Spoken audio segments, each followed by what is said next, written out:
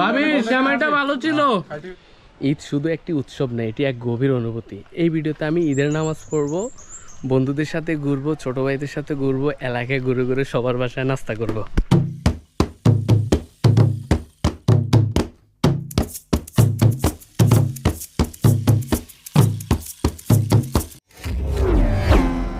আসসালামু আলাইকুম, সবাইকে ঈদ মোবারক। এখন বাজে সকাল 7টা। আমি একটু আগে রেডি হয়েছি। আমাদের এখানে ঈদের নামাজ হচ্ছে 8টায়। আজকে রেডি হয়ে বাইরে হওয়ার পর আমার ছোটোবেলার সব কিছুই মনে হয়ে গেছে। কারণ ছোটোবেলায় আমি মানে ঈদের সব কিছু পরার পরে আমার ফোকাস থাকতো আলাদাভাবে জুতার দিকে। আমি আলাদা একটা টিস্যু রাখতাম জুতাতে কিছু লাগলে মোছার জন্য। গতকালকে আসরের নামাজের পরে আসি দেখি যে আমাদের মসজিদের মাঠটাকে, ঈদগাহ মাঠটাকে পুরা পুকি প্যান্ডেল বানায় রাখছে। এখন জানি না, আকাশের অবস্থা অতটা ভালো না। যদি বৃষ্টি আসে তাহলে এখানে হয়তো বা আমরা নামাজ পড়তে পারবো না, মসজিদের ভিতরে পড়তে হবে।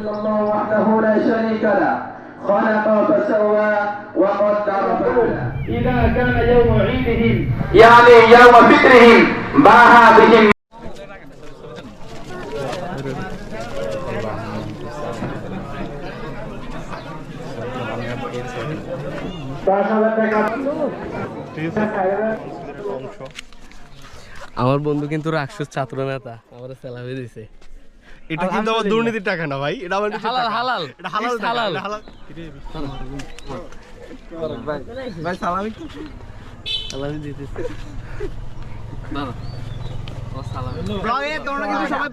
ঈদের নামাজ পড়া শেষ। এখন হচ্ছে আমরা এলাকার সবার বাসায় যাব। বাসায় যাই মানে নাস্তা, সবাই নাস্তা দেয় আর কি। তো এটা হচ্ছে আমাদের মানে এলাকার কালচার ধরতে গেলে। আমাদের এলাকার না, সব জায়গায় মনে হয় এরকম, তবে শহরের দিকে এরকম না। শহরের দিকে নামাজ পড়তে সবাই বাসায় চলে আসে। এই দাওয়াতটা আমরা ঈদের 5 থেকে 6 দিন আগে পাই। সবাই আমাদেরকে দেখা হইলে ঈদের দিন দাওয়াত দেয়।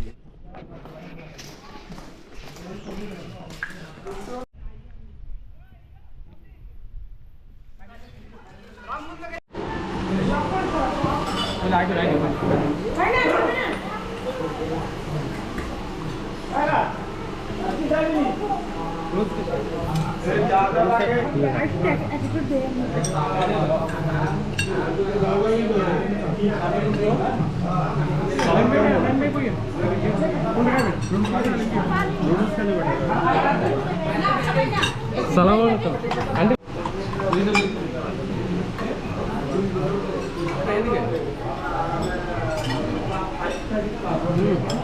কেমন? গত 2 ঈদে কিন্তু দাদু আমার সালামে দিয়েছে, কিন্তু এবার মনে হয় অসুস্থ। আর এবার দেখতেছি উনি সামনেও আসে নাই। এবার হয়তো বা সালামে পাবো না।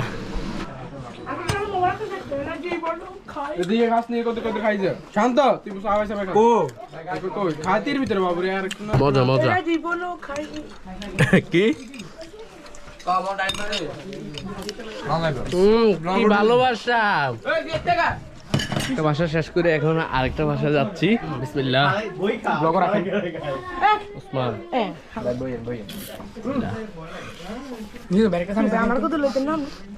আমার এলাকার ছোট বলা হয় মনে করে আমি অনেক ফেমাস আসলে।